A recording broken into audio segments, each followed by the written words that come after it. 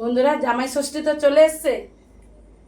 মাংস মাছ ভালো লাগে না, পাকা আমের এইভাবে মালপোয়া বানিয়ে দেখতে পারে, খেতে ভালো লাগে। চলুন পাকা আমের মালপোয়া বানানো স্টার্ট করি। এই নিয়েছি পাকা আম, এই দেখুন ওজনে 400 গ্রাম আছে।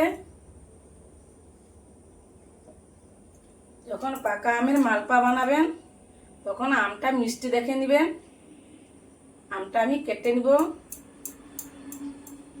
আমটা আমি কেটে নিয়েছি mixer jar.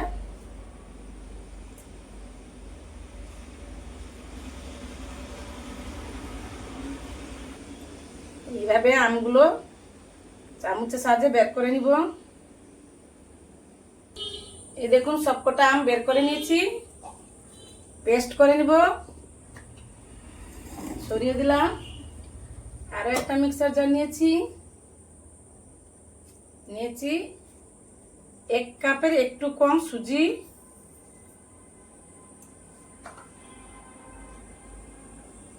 Half cup coconut powder মানে নারকেল গুঁড়ো। আপনাদের কাছে যদি ফ্রেশ নারকেল থাকে তাহলে ওইটা ব্যবহার করবেন। হাফ কাপ চিনি আপনাদের পছন্দ মতন, যেভাবে মিষ্টি খেতে চান সেভাবে দিয়ে দিলাম। দিয়ে একসঙ্গে পেস্ট করে নিব। আমটা সুজিটা পেস্ট করে নিয়ে আসি। এই দেখুন সুজি পেস্ট করে নিয়েছি। আমি আবারও পেস্ট করব জল দিয়ে। আগে গুঁড়ো অবস্থায় পেস্ট করে নিলাম। দিয়ে দিব যে বাটিতে সুজি নিয়েছিলাম, যে কাপে, ওই কাপে 1 কাপ জল দিয়ে দিলাম। 1 কাপ দিলাম না, একটু রেখে দিলাম, দেখি কতটা লাগে। আবারও পেস্ট করে নিব। এই দেখুন পেস্ট করে নিয়েছি। একটা বেলা নিয়েছি, ঢেলে নিব। দেখুন ঢেলে নিয়েছি। তার সঙ্গে আমের পালটাও দিয়ে দিব।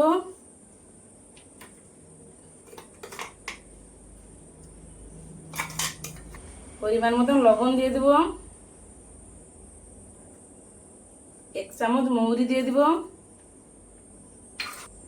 দিয়ে ভালো করে মাখিয়ে নিব। এই দেখুন মাখিয়ে নিয়েছি। আমি এই কাপে 1 কাপকে একটু বাকি ছিল সুজি নিয়েছিলাম। যতটা সুজি নিয়েছিলাম ততটা জল নিয়েছি।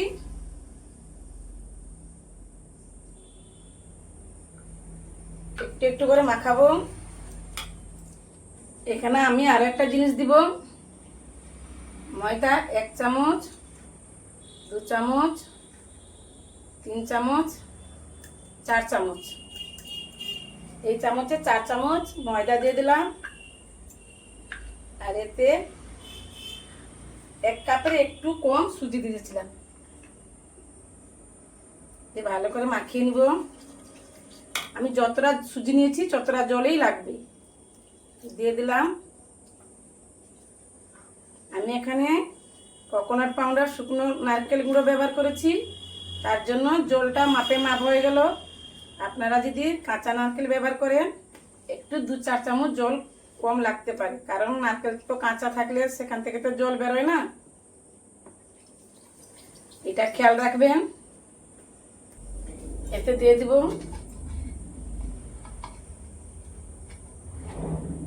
হাফ চামচের তার হাফ বেকিং পাউডার।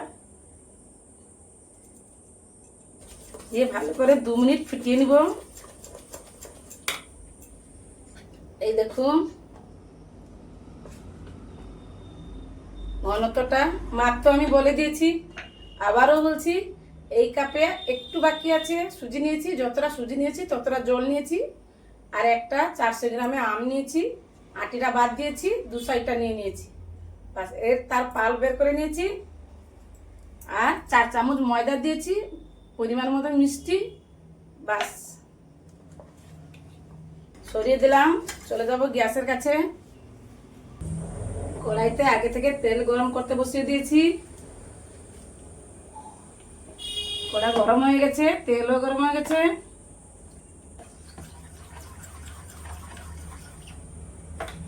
এখান থেকে 1 চামচ দিয়ে দিব।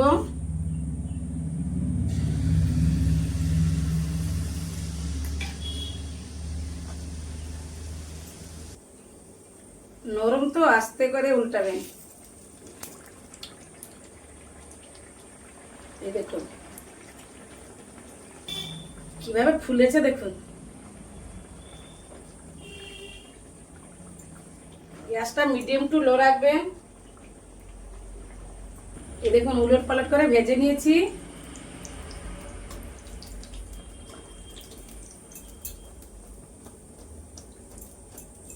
দেখেছেন কত সুন্দর ফুলেছে। সবচেয়ে বড় কথা হচ্ছে আমি সুজিতে বানিয়েছি। জামাই ষষ্ঠী চলে এসছে তো, জামাইকে তো খেতে দিতে হবে। শুধু মাছ মাংস দিলে হবে? পিঠা পুলি তো দিতে হবে।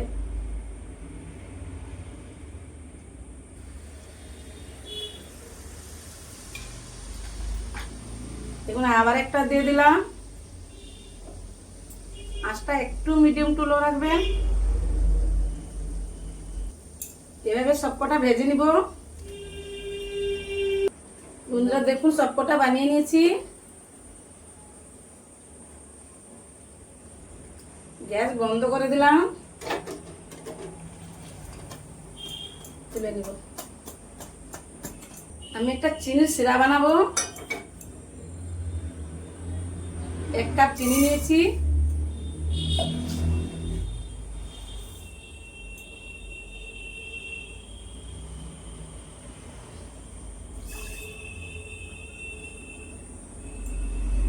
এক কাপ চিনি নিয়েছি, 1.5 কাপ জল দিয়ে দিলাম।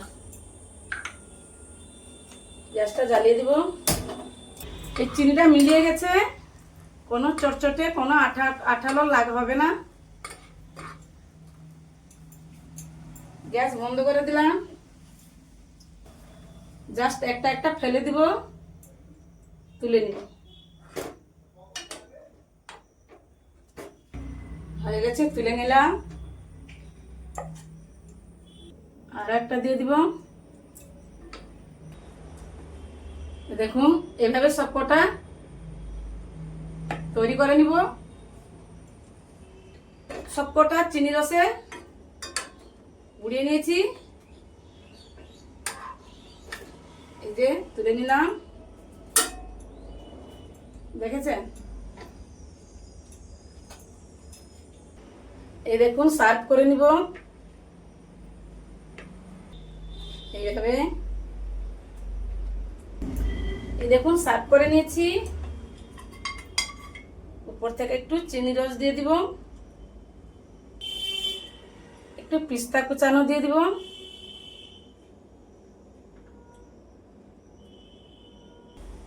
এই দেখুন সার্ভ করে নিয়েছি। হয়ে গেল না জামাই ষষ্ঠী স্পেশাল মালপোয়া পাকা আমে। বাড়িতে বানিয়ে ট্রাই করো, কিন্তু খেতে ভালো লাগে, চটপট হয়ে গেল না। এইখানে আমি ভিডিওটা শেষ করছি। দেখা হবে নতুন কোনো ভিডিওতে।